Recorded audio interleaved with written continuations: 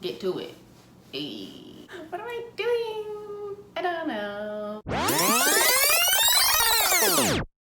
What up? Welcome to my channel. I am doing my meal prepping for the week and wanted to bring you along. I will be making one meal for lunch for 5 days and one meal for dinner for 5 days. These are healthy meals that are actually enjoyable.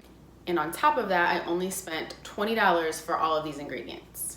To preface this, I know healthy seems subjective these days.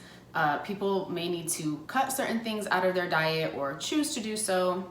To me, healthy is just eating fresh foods to the best of my ability, trying to sneak veggies in there, and just genuinely eating a balanced diet. We're going to start with my lunch for the week, which is going to be a Florentine white bean soup, a recipe that I've gotten out of a recipe book that I have. It's definitely a go-to recipe for me. I make it very often because it's just really good. For this recipe, you will need 2 tablespoons of olive oil, 3 ounces or 90 grams of pancetta or bacon, 1 small yellow onion, 2 carrots, 2 cloves of garlic, ½ teaspoon of dried oregano, 1 tablespoon of tomato paste, 4 cups of chicken broth, 2 cans of cannellini beans, 2 cups of baby spinach, salt and pepper, and if you're feeling fancy, you can get some fresh parsley to garnish with.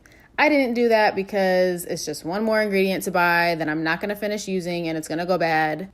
So I skipped on that one. To prepare, you'll want to finely chop the onion, do the same to the carrots, mince the garlic, drain and rinse the beans, and chop the spinach. The pancetta I bought from Trader Joe's comes chopped, but if it didn't, or if you have bacon, you'll want to chop that up as well. You'll start by warming the oil.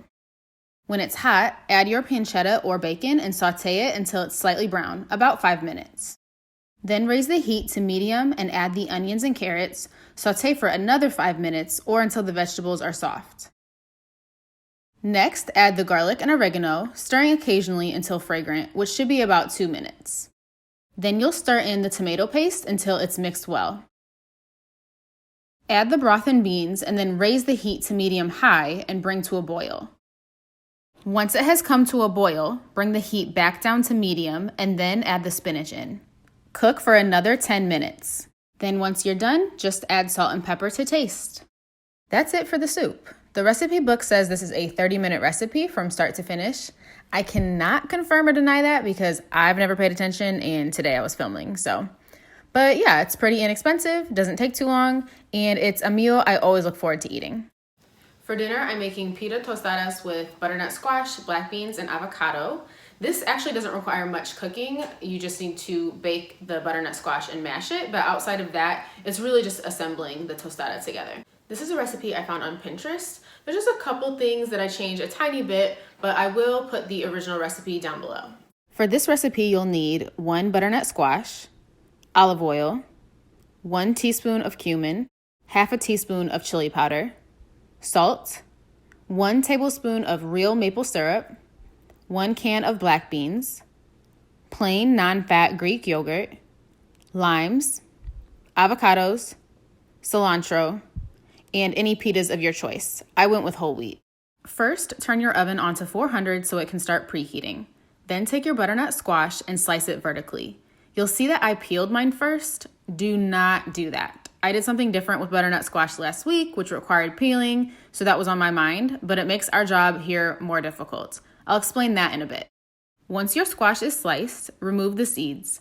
You could also clean these and bake them as an additional topping for your tostada if you'd like. Brush the squash with olive oil and then put that side down on your tray. Bake these in your 400-degree oven for 45 minutes. When you take the squash out of the oven, let it cool for about 10 minutes. Then you'll scoop the inside into a bowl. This is why I shouldn't have peeled. Without the peel, the outside of the squash is a little more cooked, so it still needs to be scooped, but it made the scooping process much more difficult, so don't do that. Once you have the squash scooped, add the cumin, chili powder, maple syrup, and a little salt. Then mash this all together. Next, we'll assemble our tostada. I'm apparently in the minority when it comes to bread items like pitas. The original recipe calls for you to bake the pita for a bit. I like my pita and all my bread soft, so I just threw mine in the microwave for like 10 seconds. But if you like the more crispy vibe, you can bake it for a little bit. Then I add a thin layer of the Greek yogurt followed by a layer of our mashed butternut squash. You'll want to drain and rinse your black beans and then scoop a layer of that. Take half an avocado and slice that up to add next. Then chop up cilantro, throw that on top, followed by squeezing half a lime on the very top. Then I separately store all of these items in my fridge so I can assemble a tostada each night for dinner. The half of a lime and half avocado from today, I'll also save that for tomorrow. So there you have it.